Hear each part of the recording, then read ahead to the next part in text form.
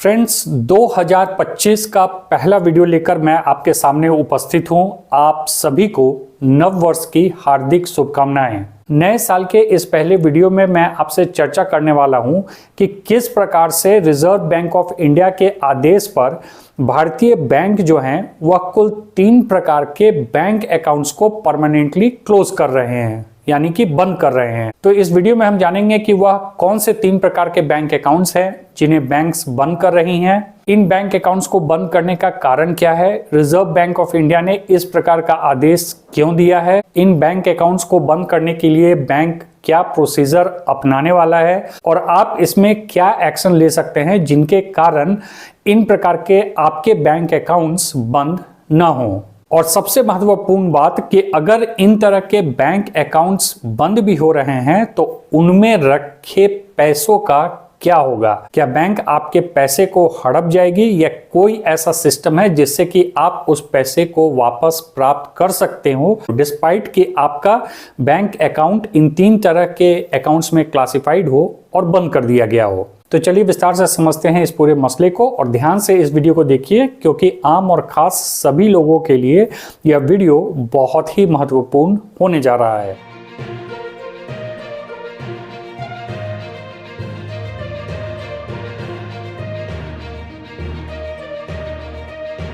तो फ्रेंड्स 1 जनवरी 2025 से आरबीआई के निर्देश पर बैंकों ने चाहे सेविंग हो या करंट हो 3 प्रकार के बैंक अकाउंट्स को परमानेंटली बंद करने की प्रक्रिया शुरू कर दी है और जल्द ही आप देखेंगे कि बहुत सारे बैंक अकाउंट्स इन बैंकों के द्वारा परमानेंटली बंद कर दिए जाएंगे। यह जो 3 प्रकार के बैंक अकाउंट्स हैं वह हैं डोरमेंट या inoperative bank accounts, inactive bank accounts और वो बैंक अकाउंट्स जिनमें प्रोलॉन्ग्ड टाइम से यानी कि लंबे समय से बैलेंस को जीरो करके रखा गया है डिस्पाइट कि उन बैंक अकाउंट्स में मिनिमम बैलेंस को मेंटेन करना आवश्यक है। आरबीआई के निर्देशानुसार बैंक को इन बैंक अकाउंट्स को क्लोज करके क्वार्टरली रिपोर्ट आरबीआई को देना है। आरबीआई की पूरी कोशिश है कि हर क्वार्टर में तेजी के साथ इन तरह के बैंक अकाउंट्स को बंद कर दिया जाए। अब सवाल उठता है कि इन तरह के बैंक अकाउंट्स को अचानक बंद करने का इस प्रकार का निर्देश आरबीआई के तरफ से क्यों दिया गया।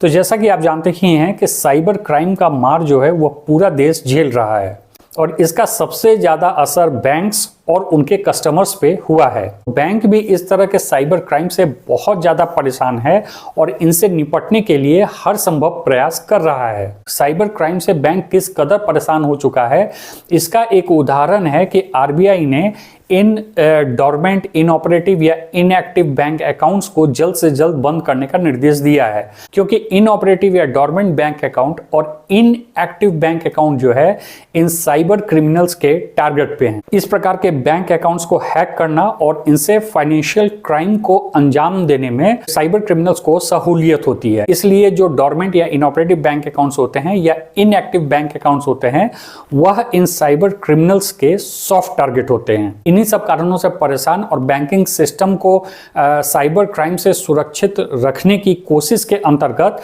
आरबीआई ने यह निर्देश बैंकों को दिया है। अब इन तीनों तरह के बैंक अकाउंट्स के संबंध में थोड़ा विस्तार से समझ लेते हैं। इनएक्टिव बैंक अकाउंट्स उन बैंक अकाउंट्स को कहा जाता है जिस बैंक अकाउंट में 1 साल से किसी भी प्रकार का ट्रांजैक्शन नहीं हुआ है। जब 12 महीने तक किसी भी बैंक अकाउंट में ट्रांजैक्शन नहीं होता है तो बैंक जो है उसे क्लासिफाइड कर देता है यानी कि चिन्हित कर देता है as a inactive bank account. इसके बाद अगर अगले 1 साल तक और किसी भी प्रकार का ट्रांजैक्शन उस इनएक्टिव बैंक अकाउंट में नहीं हुआ यानी कि कुल 24 मंथ तक अगर कोई ट्रांजैक्शन उस बैंक अकाउंट में नहीं हुआ तो उस बैंक अकाउंट को क्लासिफाइड कर दिया जाता है एज अ डोरमेंट और inoperative bank account. Inactive bank account और डोरमेंट या इनऑपरेटिव बैंक अकाउंट में अंतर यही है कि अगर आपका बैंक अकाउंट इनएक्टिव हुआ है तो आप सिंपली एक ट्रांजैक्शन के द्वारा अपने बैंक अकाउंट को वापस एक्टिव कर सकते हैं। जैसे ही आप ट्रांजैक्शन उस बैंक अकाउंट में शुरू कर देंगे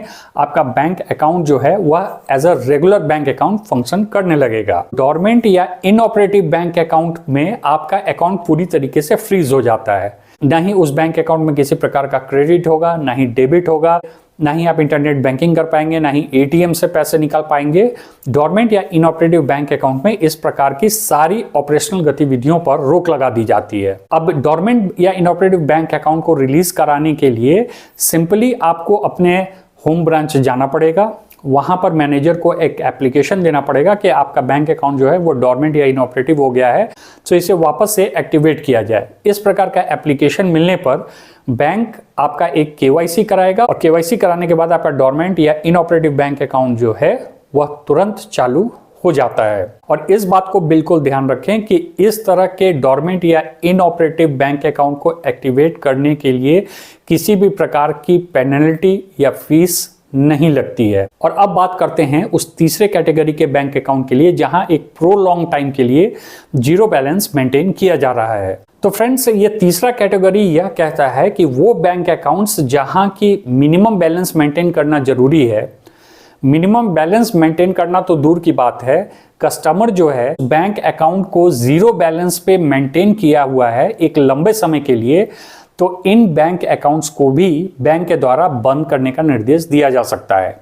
अब यह जो यहां पर निर्देश दिया गया है कि जीरो बैलेंस एक प्रोलॉन्ग टाइम के लिए हो, तो प्रोलॉन्ग टाइम कितना होगा, क्या होगा, इस बात को डिफाइन नहीं किया गया है। तो मेरा इसमें सजेशन आप लोगों को यही रहेगा कि इस निर्देश के बाद और जिस प्रकार से बैंकों में अब कड़ाई हो रही है, इसको देखते हुए आप लोग यह निश्चित कर लें कि आपका जो भी मिनिमम बैलेंस का रिक्वायरमेंट है उसे आप अपने बैंक अकाउंट में मेंटेन करें। कोशिश कीजिए कि पैसा जो है आपके बैंक अकाउंट में वो मिनिमम बैलेंस से कम ना हो, या फिर जीरो पर तो बिल्कुल भी ना हो।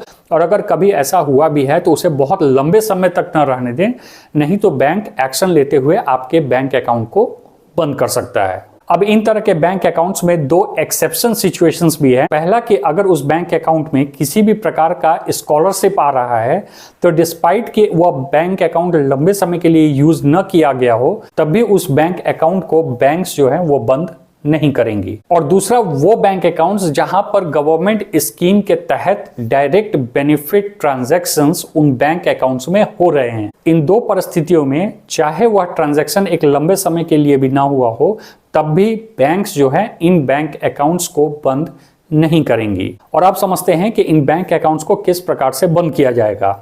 तो बैंक आपके बैंक अकाउंट को बंद करने से पहले आपको सूचित जरूर करेगा।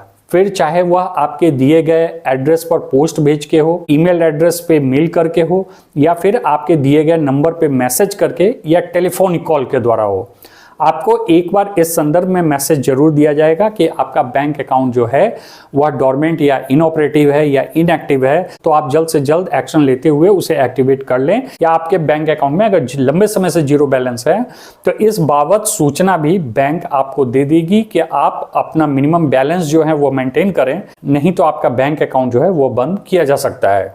इस प्रकार की सूचना मिलने के बाद भी अगर कस्टमर किसी भी प्रकार का कोई एक्शन नहीं लेता है तो बैंक उन बैंक अकाउंट्स को बंद कर देगा।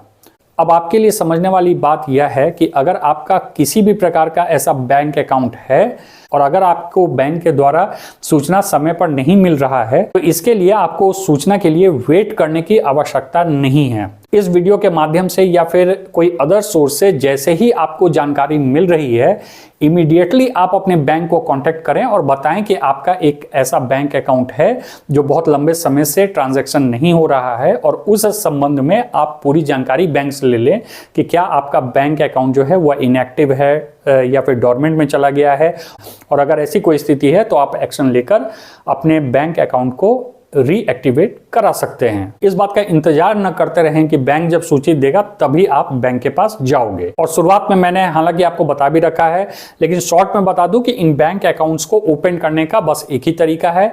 इनएक्टिव बैंक अकाउंट है तो उसमें ट्रांजैक्शन स्टार्ट कर दें, अगर जीरो बैलेंस पे है तो मिनिमम बैलेंस मेंटेन करें, और अगर बैंक अकाउंट डोरमेंट में चला गया है तो बैंक से मिलकर केवाईसी करके अपने बैंक अकाउंट को एक्टिव करवा लें।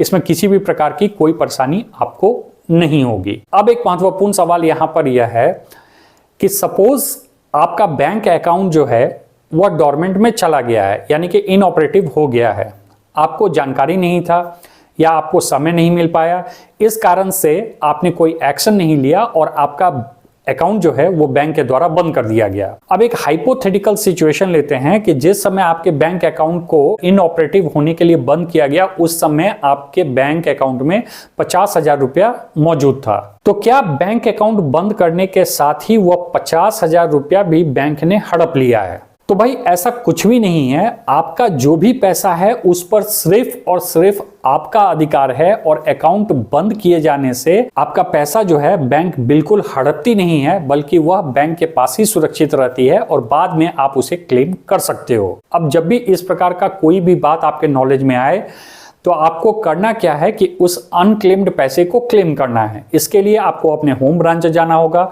मैनेजर को एक एप्लीकेशन देना होगा। एप्लीकेशन देने के बाद आप उस पैसे को क्लेम करने के लिए एक फॉर्म दिया जाएगा। आपको उस फॉर्म में अपने बैंक अकाउंट संबंधी और अपने संबंध में सारे डिटेल्स देने होंगे। इसके बाद आपका प्रॉपर एक केवाईसी होगा। केवाईसी के बाद एक वेरिफिकेशन की प्रक्रिया होती है और वेरिफिकेशन की प्रक्रिया पूरी होते ही आपको आपके पैसे जो हैं वो लौटा दिए जाते हैं। तो इसलिए किसी भी प्रकार की गलतफहमी में आप न रहें। हाँ, इस प्रकार का कोई बैंक अकाउंट है तो मेरा आपको सजेशन यही है कि उसे रीओपन करवा लें। अगर नहीं ओपन करना है तो उसे जाकर क्लोज करवा लें और अपना पैसा निकाल लें, ये ज़्यादा बेहतर ऑप्शन है। लेकिन अगर इस प्रकार की कोई भी गलती हो गई है, चाहे वो अनजाने में हो, तो बाद में भी आप उस पैसे को बैंक से क्लेम कर सकते हैं। बैंक किसी भी प्रकार से आपका वो पैसा हड़पता नहीं है। तो आशा करता हूं यह पूरा का पूरा मामला आपको अच्छे तरीके से समझ में आ गया होगा। Wishing you all once again a very happy new year. Thanks for watching.